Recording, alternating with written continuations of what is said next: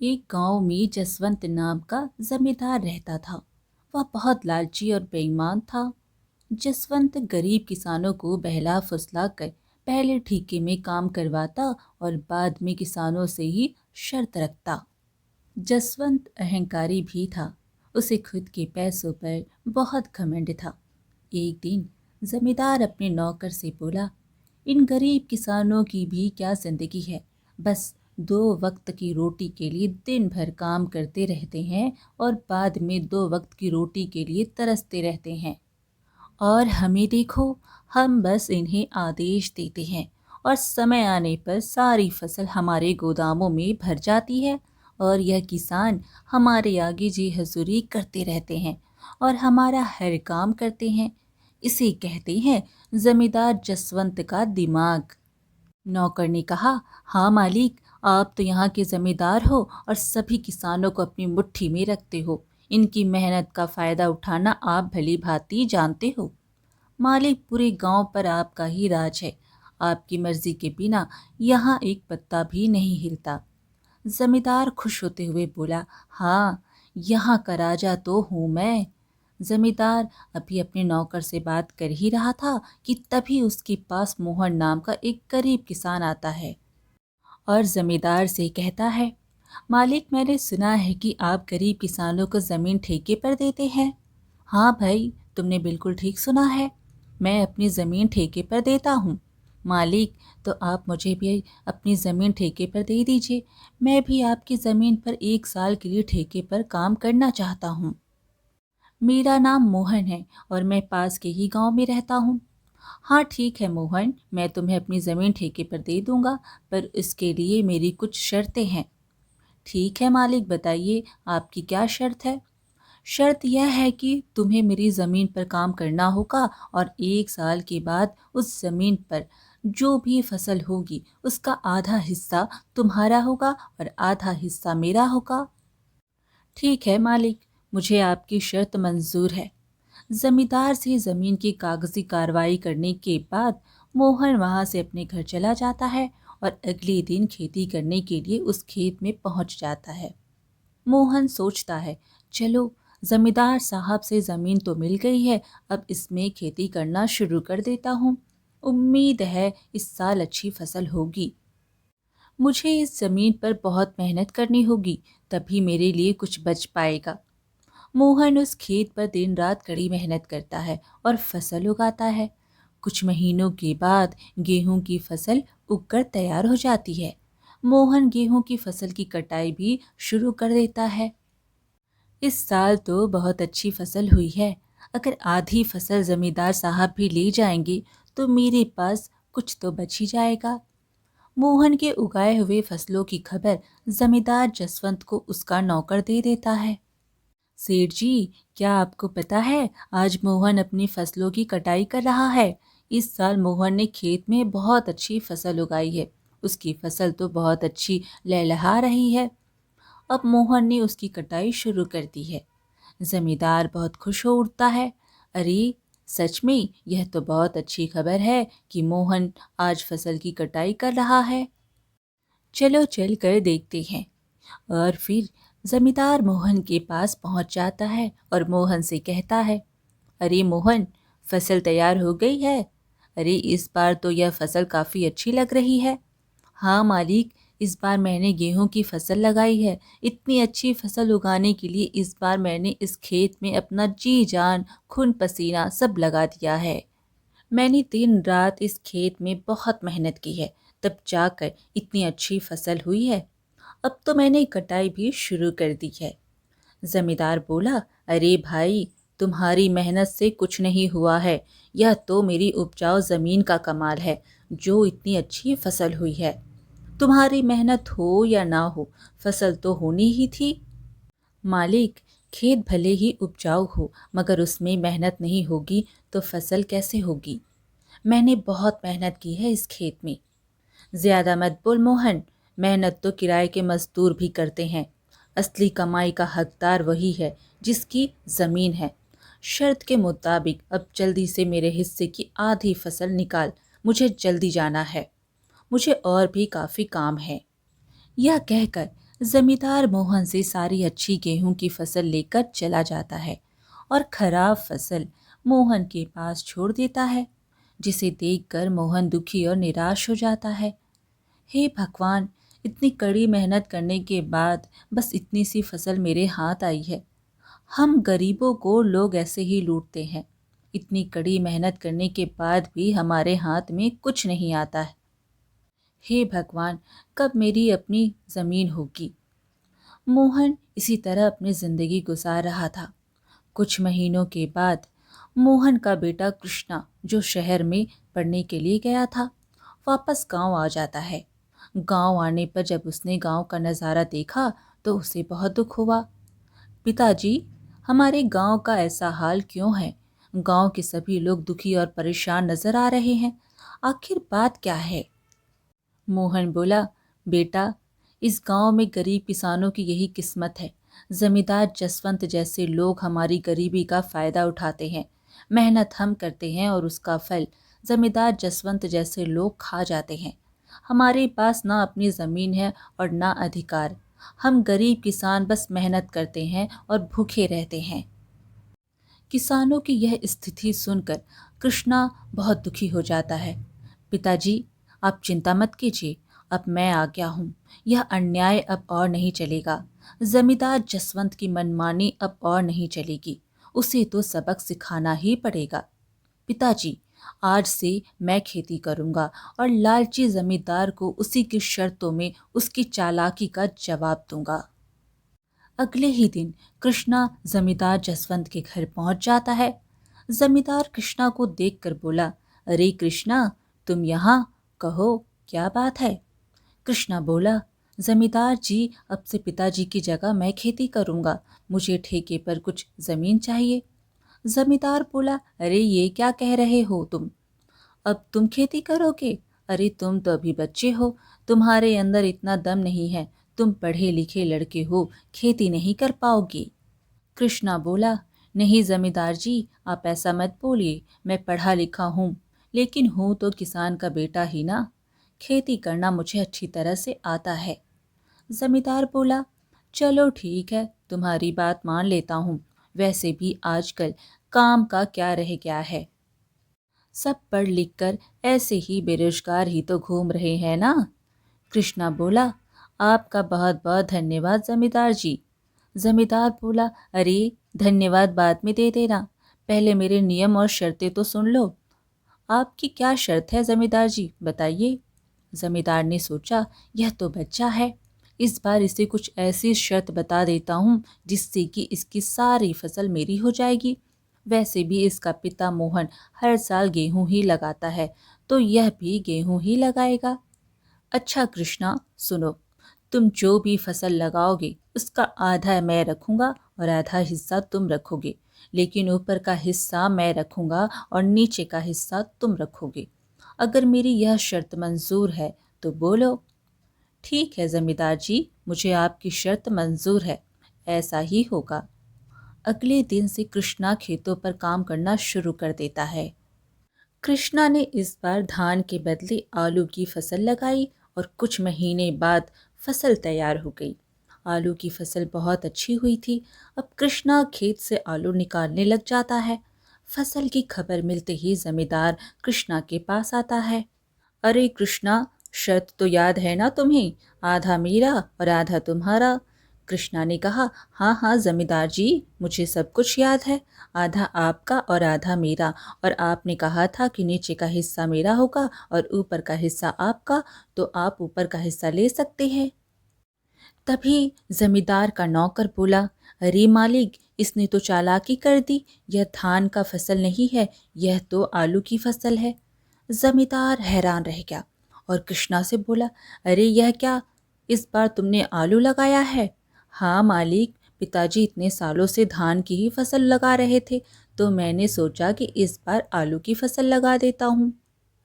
अरे मैं क्या करूँगा इस घास फूस को लेकर, जबकि सारे आलू तो तुम ले रहे हो। आप ही की शर्त है जमींदार जी, आप ही ने शर्त बताई थी और अब आप ही शर्त मानने को तैयार नहीं है।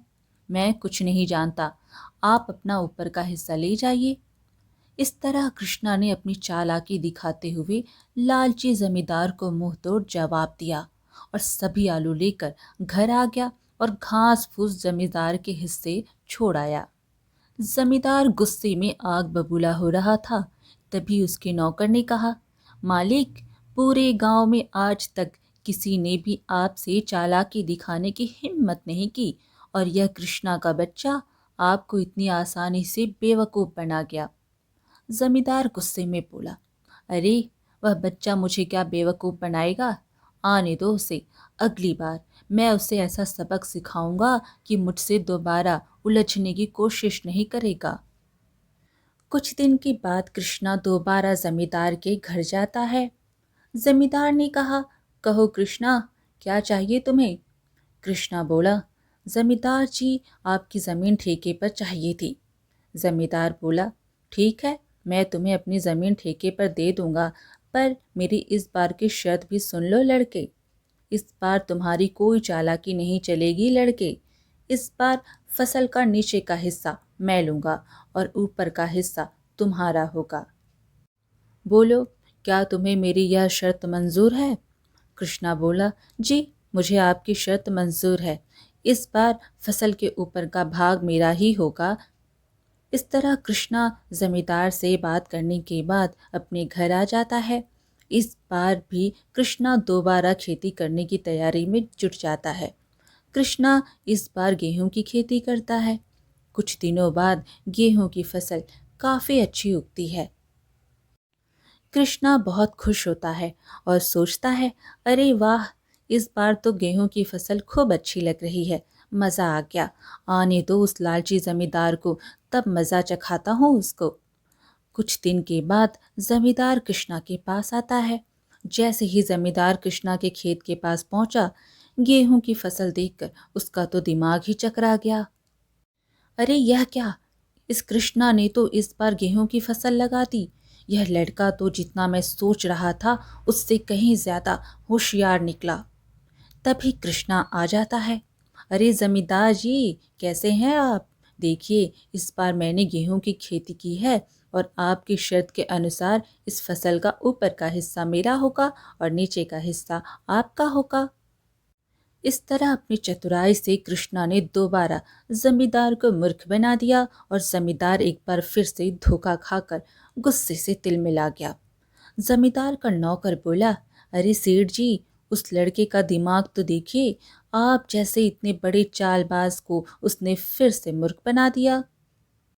जमींदार गुस्से से बोला, तुम सही कह रहे हो, मैं तो उसे बच्चा ही समझ रहा था और उस बच्चे ने मुझे फिर से मूर्ख बना दिया। अगली बार उसे आने दो, फिर उसे बताता हूँ कि जमींदार जसवंत क्या चीज़ है। कृष्णा ने गेहूं की कटाई की और सारी फसल अपने घर ले आया और उस फसल का कुछ हिस्सा कृष्णा ने गांव के ज़रूरतमंद लोगों में बांट दिया।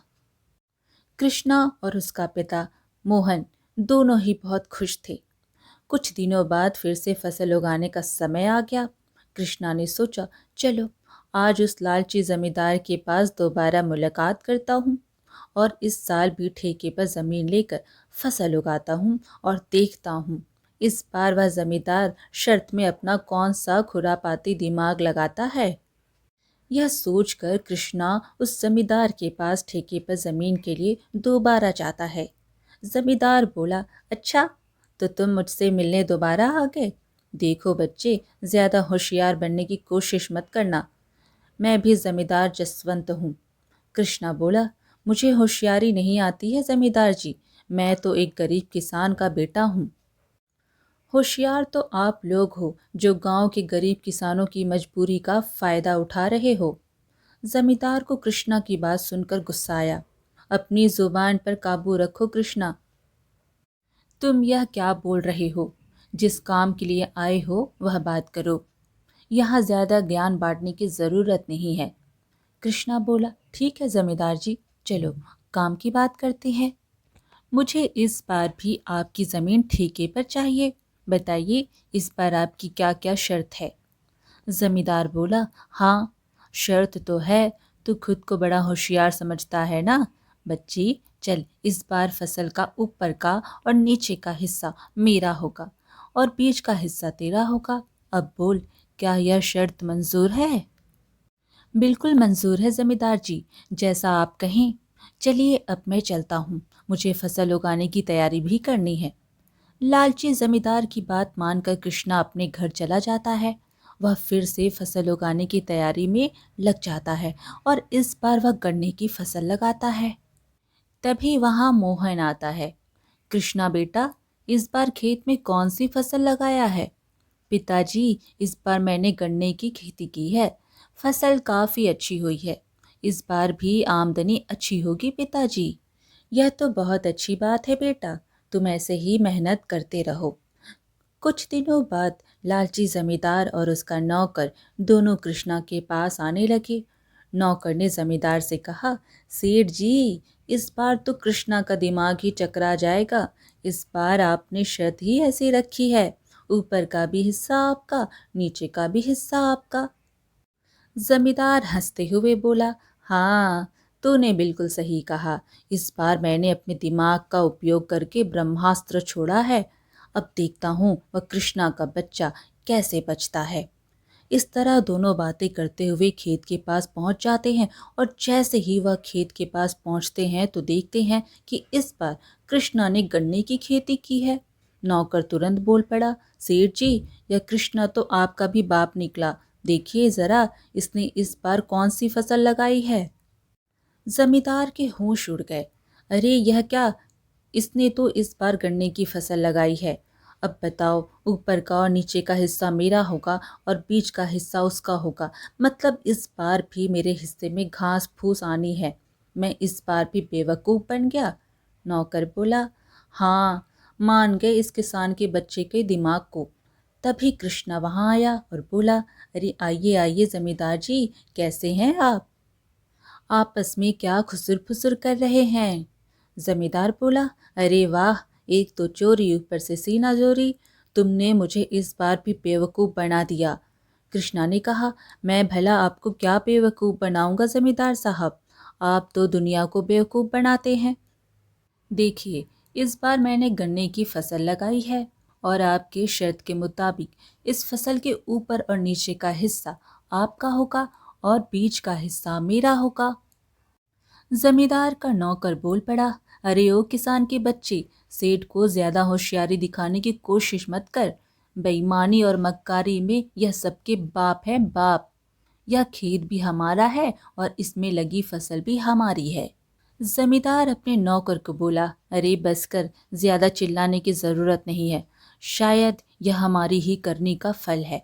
हमने इन भोले भाले किसानों को बहुत ठगा है। आज पहली बार किसी ने हमें ठगा है। इस लड़के ने हमारी आंखें खोल दी है।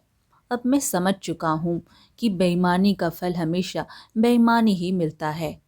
इसलिए आज के बाद मैं किसी भी किसान को परेशान नहीं करूँगा। सभी किसान की मेहनत का बराबर का हक दूंगा। जितने भी किसानों के ज़मीन मेरे पास गिरवी है, मैं वह सब उनको वापस कर दूंगा और कभी भी उनकी गरीबी और लाचारी का फ़ायदा नहीं उठाऊंगा। कृष्णा ने कहा, आपने तो यह बहुत अच्छी बात कही है। एक किसान दिन रात मेहनत करता है अपने परिवार के लिए। ना ही वह कभी अच्छे कपड़े पहनता है और ना ही कभी अच्छा खाना खा पाता है। अपने परिवार का पेट भरने के लिए वह दिन रात अपना पेट जलाकर वह मेहनत करता है। ऐसे में इनको तकलीफ देना या इनके साथ बेईमानी करना अच्छी बात नहीं है। इसलिए इनका हक तो इन्हें मिलना ही चाहिए। आप इनको इनकी ज़मीन वापस लौटा दीजिए जमींदार जी। और अभी भी समय है, सच्चाई के रास्ते पर आ जाइए, नहीं तो आपको इससे भी बड़ा नुकसान झेलना पड़ सकता है। इस तरह कृष्णा अपनी मेहनत और होशियारी से लालची जमींदार को सही रास्ते पर ले आता है। जमींदार जसवंत ने वहां के सभी किसानों की जमीन और उनका पैसा उनको वापस कर दिया। उस दिन के बाद वहां के सभी किसान खुशी खुशी रहने लगे और किसी भी जमींदार ने किसी भी गरीब किसान का हक नहीं मारा।